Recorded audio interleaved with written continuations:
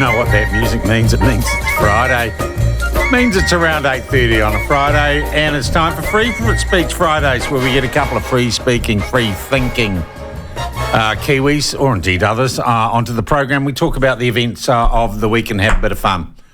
I enjoy it. I greatly enjoy this part of the week. With us today, the secretary of the newly formed, and what I like about this newly formed political party, they know they don't have a hope and Hades. They're a protest party, and they're happy to admit it. But they're doing their thing in the electoral cycle. It's the Women's Rights Party secretary and former senior member of the Labour Party, Jill Ovens. Jill, lovely to have you with us. Thank you for picking up the gauntlet and accepting the invitation. Well, we owe you. Yeah, we've got you loud and clear. That's great. Leo Molloy is also with us. Of course, a regular, almost a professional now at this commentary thing. How are you, Leo? Absolutely splendid from downtown Chicago. Another double shoot. Now, what's happened down there this morning? What's been going on? I haven't been up for a look because I've got it sectioned off, but apparently it's usual yobbos, and someone pulled a shooter out and popped someone a couple of times, or popped two people. Last night? Standard beer. Yeah, last night. Yeah. Okay, have we seen anything, Ben, on that in the wire? So the cops sort of... our news bulletins aren't covering it, okay, but another shooting, another day in the big city, Leo. It's so damn sad. And isn't the gun buyback scene working a treat? I gave my 7 back. I'm a good law-abiding citizen. All these young clowns running around. 2 weeks ago, one young fella disenchanted shot both his bosses. This week it's just a garden variety street fight, but suddenly someone's got a shooter in their pocket. It's just bizarre. But we're almost... I looked at that story in Queen Street. We're 2 weeks on from that, right? And it's like it's history. It's like it's all over. Jill, do you think we're blasé about violent crime now in New Zealand? We have so much of it? No, I think people are very concerned about it. And, it's very concerning that people do still run around with guns. Yeah. In the bottom of Queen Street. Yeah, that is the spot, isn't it? You should. Do you ever feel like you're a Wild West bar, Leo? You need to say, leave your guns at the door? No, because we have a civilised clientele. But I tell you, I do. I walked up Queen Street yesterday, and funny enough, I did a piece with Heather Duplessis-Allen yesterday saying how much it had improved. And I walked down 4th Street, and as you know, I was a loud advocate for sorting those problems out during lockdown. But I thought they had largely gone away, but clearly they haven't. But nowadays, every second person in that street is a private security person hired by, for example, Gucci or Louis Vuitton or one of the flash jewelers up there. But think about this. You've got FIFA in town now. So the streets are populated largely with visitors. A lot of Americans coming by, those sort of people would follow their team. They'll be off to Australia soon, of course, but they're checking New Zealand out. And you say to them, have you been down to Queenstown and had a look? No, I haven't. Have you been blah, blah? No, I haven't. Where have you been? We just stayed here in Auckland. We stayed at Britomart wandering up around town. What impression are they going to take away in all seriousness? Every second person is a uniformed security guard. You've got your Minister of Police and Minister of Justice, happens to be the same person, unfortunately, calling for support from volunteers yesterday to police the streets. It's nutcase stuff. But at least it's not Palmerston North, is it, Jill? Well, the funny thing about those shops that Leo's talking about, they've all got security guards outside, but have a look inside. There's never any customers. Yeah. Nobody wants to shop at Gucci and all those places. Yeah. Jill, clearly you don't know me well, Jill, because I'm a frequent flyer there. They all know me on first name terms. I love a bit of Gucci, a bit of Versace. What am I wearing today? Let's have a look. Lagerfeld's dominant. You're an absolute slave to fashion, Leo. Look, it has been a week of polls. Let's get on to politics. And Jill, that's what kind of you're doing right now. That Roy Morgan comes out, and then we have a couple of days later the Reid Research poll, which says National and ACT can get there on their own, pretty well there. And I think when a trend like that, so that divide will grow. Simple question, Jill, do you think it's all over for Labour? Well, yes, I think the Kiri Allen incident was the nail in the coffin, really. This just showed up the lack of stability and experience in the leadership team.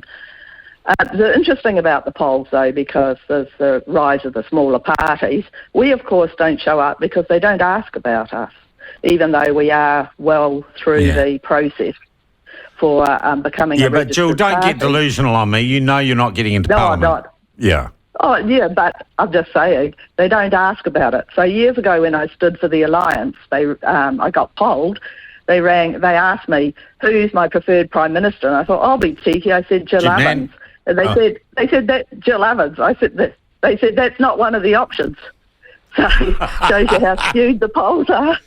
All right. Leo, do you reckon the polls, a lot of people have been saying, when's it going to turn? When's the worm going to turn? It looks like it has, doesn't it? Well, my view, as you know, Sean, has always been that you've got to have the focus group data to be able to ascertain exactly where these polls are going. Now, clearly, it looks at the moment obvious that it's swinging to centre-right, but what people don't factor in is the Asian vote, which is absolutely critical across Auckland. 50% of our population here is Asian, 30% of the voting public. When you go across the country, it's 15%, 1-5, and they vote in blocks, and they will vote absolutely definitely for a swing to the centre-right. When you combine that with the offshore voters who largely, during the last election, voted for Jacinda for stability across COVID, they have to a man, I'm told, the focus groups are saying they have to a man. Yeah, and those are the people who generally voted Green actually did really well with our expat voters and the people on their OEs, but they got locked out. They got locked out. Yeah, so that's going to be quite different as well. The other interesting thing that's come out of this, Jill, and damn it, you never write them off, like Russ never sleeping, Winston is there or thereabouts. And in fact, he looks likely to get back with a 5% return. And a real spat yesterday here on the platform, David Seymour saying, I'm not going to sit round a cabinet table with Winston Peters. And basically, I hate the guy. And then he had a crack at me for suggesting that the polls show that he might be back in power. Do you reckon Winston's coming back? And how do you feel about that, Jill? Oh, I think that he's had his day. I definitely think he's had his day. And if the National Act have enough votes to govern on their own, he would be on the crossbenches, sniping away as he likes to do. And I think Seymour pulled him out quite well, Jill, because she said, oh, well, he says he's not going to get back Labor, so he's not going to bring down a minority National Act government. Why do we need to do a deal with him? That's right. Yeah, I thought it was clever. The trouble with New Zealand First is who he brings in with him. Yeah. You've always got to watch the list. And see well, it'll be Shane Jones. Him and Shane Jones would be the best they could do. You know? Yeah, probably. Yeah. But, if they get their 5%, they'll bring in more than just 2. No. Oh, no, they will bring more than 2. You're right. I must crunch the numbers on it. But certainly Shane and Winston will be there. Leo, what do you think about him coming back from... It's like a repeat performance of Lazarus. Yeah, I'm conflicted here because I like Jonesy. I think he's great fun. He's a good bloke. He's fun to talk to. He speaks well. I don't like Winston. I think Winston's a vituperative, oleaginous old bastard, and he shouldn't be allowed back anywhere near the baubles of power he described them. Can I just have that again? Vituperative, oleaginous. What does oleaginous mean? Oh, fat, greasy, slimy. Look at his hair. One of those ones you don't want to touch. You look at, ooh, yeah. Okay, don't go near right, okay. Vituperative, oleaginous, old something. No, you called, yeah. Vituperative, as in bitter. Yeah. Oleaginous, as in greasy. So bitter, greasy. I'll change the words. A bitter, greasy old bastard, and you don't want to go near him. He let the racing industry down in 2017. I know who's backing him again this time, and I hope they've put conditions that he has to refund the support they've given him if he doesn't do as instructed this time. Oh, don't keep us in suspenders. Who's backing him? Well, you know who's backing him. Look, I don't. Are you talking about the racing industry or the fishing industry? I'm not excluding anyone. Why don't you go and have a look at who the Regional Growth Fund money was given to and work out yourself? It's not hard to work out with Winston. You know how he paves his own way or lines up his future by gratuitous support of certain people. Yeah. All right. But you do accept, Leo, he's back. Well, he's back as a person. He's back in the media only because of his crankiness and his refusal to answer questions. But he's still wearing that Undertaker's suit, and he's still got too much broad cream in his hair, and he's old now. He's withered up old man. Well, when does he ever articulate any decent policy, unlike Jonesy, who can actually speak? Yeah. So, as I said, I'm conflicted. I'd love to see Jonesy get in this Jill, one. do you share Leo's personal kind of hatred for Winston Peters? Oh, no, I don't hate anybody. even though the trans people would think that. But no, I don't hate anybody. All right. He's had his time. I'll tell you what, it is funny, Leo. Look. So Seymour really doesn't like Winston, and it feels personal. So can I give you a bit of detail around that? Yeah. Okay, so I'm not going to breach anyone's confidence, but you know who I sort of fraternise with. But I was looking the other day at Winston, and you know when Seymour asked that urgent debate around Kerry Allen? Yeah. So that was a reasonable thing to do. What he was looking at is the circumstances around it, changing the charges. You know, there's still a lot of light. Yeah, it's a matter of public interest, no doubt about it. 100% within his rights. And Winston comes out and says that it was shocking to see such an urgent debate. He calls Seymour a coward. You know, when a hero stumbles, the cowards rejoice. That's a slur on Seymour. Winston does it all the time. Yesterday he attacked people who didn't have experience in cabinet. Not experience in politics, experience in cabinet. That's a slur on Seymour. Winston is forever trying to slide the knife between Seymour's ribs. He winds him up all the time. And this is what he's like. He's a bit of a vituperative old man. And he just keeps whining. Seymour, on the contrary, is a man with great integrity, great vision, articulates himself well, will answer any question, has good policies. But there's such an ongoing... And the media don't have the capacity or capability to read between the lines what Winston's saying. Winston is continually putting the boot into Seymour and everything he does. And I refer anybody who doesn't get what I'm saying, doesn't understand, go back to Winston's Twitter feed and see what he said when Seymour asked that urgent debate around Kerry Allen. Yeah, okay. And Kerry Allen's a friend of mine, so I'm not attacking Kerry Allen. Okay. But the boy, reality is, can I just say, I think blokes, it would seem to me, this election campaign, and I'm going to get it done, I'm going to get pilloried for being sexist anyway, seem to be more snowflakely and more delicate about personal things and taking offence than women are. Jill, it really is. This isn't really talking big issues, is it? Well, no, but having said that, Nicola Willis took a first about the issue about parental leave yesterday. Yeah. And I think she should have actually argued her case and not got so personal. So that was really interesting, I thought. That was a progressive, as far as the Nats can be progressive. So the idea of the bill was that parents could take their maternity leave or paternity leave, what do you call it, family leave, pregnancy leave at the same time. And this bill would have allowed them... they call it parental leave. Yeah, parental leave, that's right. Yeah. But in fact, it was supposed to be maternity leave. Yeah. It was supposed to be so that mothers could spend more time with their babies. I don't know about the sharing of the parental leave, which is, what she was advocating as well, but definitely support in the first few weeks the partner, the father of the baby, having paid leave to spend time to support the woman in that time. Why do you think Labor didn't go for it? Well, I found that interesting because I know that within the Labor Party we've been pushing for a review of the Parental Leave and Employment Act for quite some time, and it was supposed to be on the agenda during these 3 years of the last government. So I can't see that they've done anything about it. There's some very big inequalities. So why would they? So it was addressing. Just tribal politics that said we're going to put the kibosh on even possibly debating it with this Nicola Willis bill? Wow. Absolutely. Well, can I join in here? Yeah. It's the idea. So I listened to Sue Moroney, whose bill it was initially, tried to explain it away on behalf of Labor yesterday. It was just pure spite. It was nothing more than spite. National didn't support us, blah, blah, blah, we won't support them now. I also listened to Nicola Willis's speech, and I listened to it twice to make sure I understood exactly what she was saying. And she used real-life examples of how it might be applicable in the way she wanted it to be progressed. For example, someone with, I think she said postnatal depression would be a good example, or a person who had experienced a difficult birth. It's impossible to argue back against Nicola Willis. She's such a good debater anyway. Her arguments always have such merit. But the way she described it yesterday, it's critical that both parents have the opportunity to be able to take that paid leave so they can support each other as required. It was that simple, and Labor said no, out of spite. It is that simple. Yeah, that is bloody sad, really. And by the way...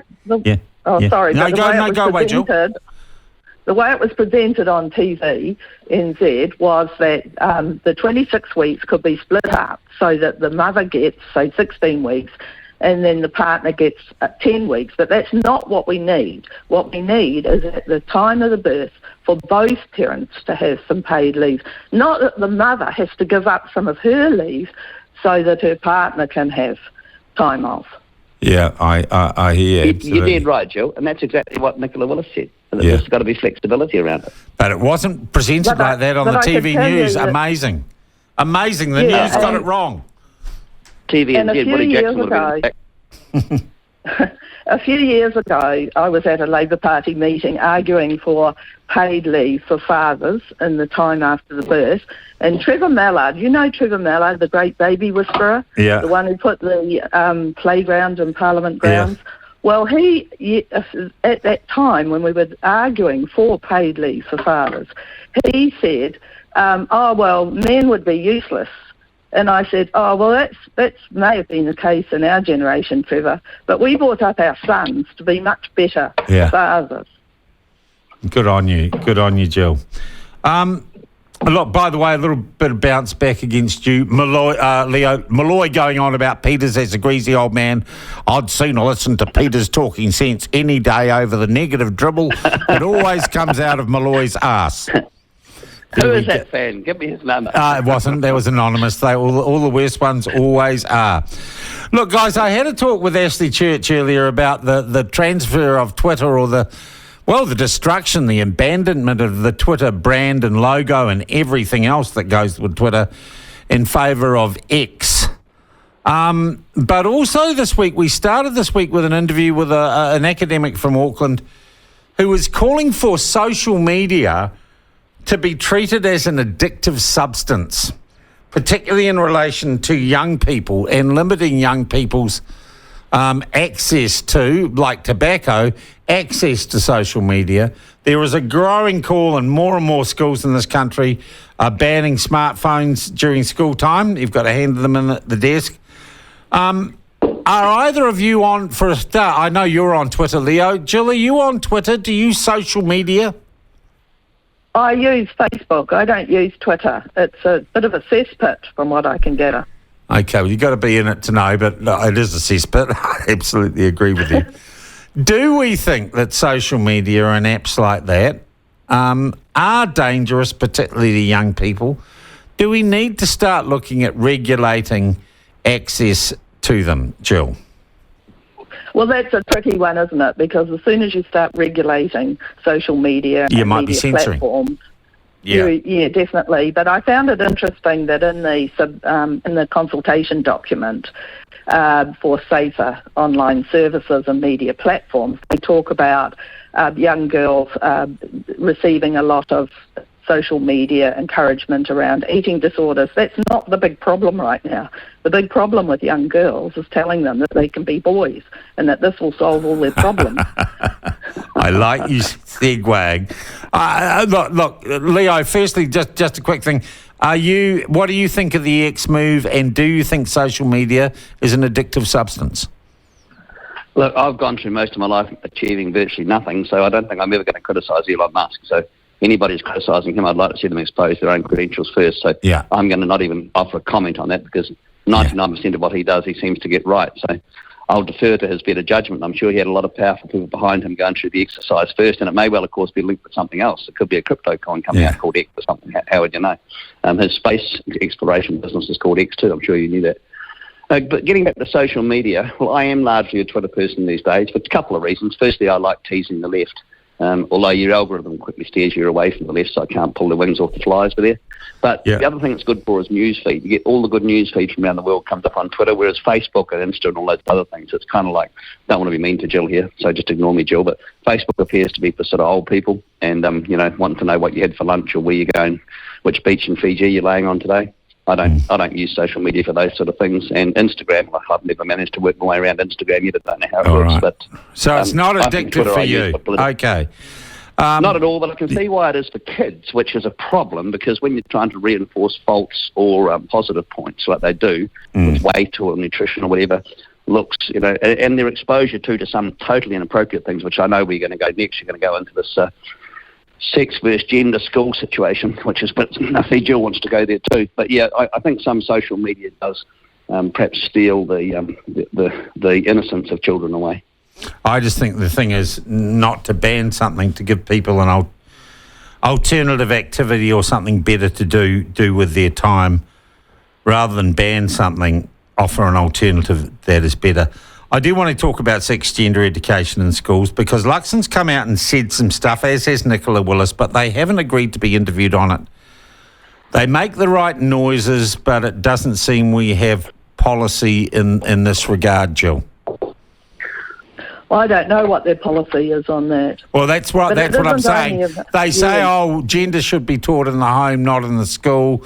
Schools haven't got a business, but you don't hear them saying, we're going to get rid of Inside Out and Rainbow Youth from our school counselling structures.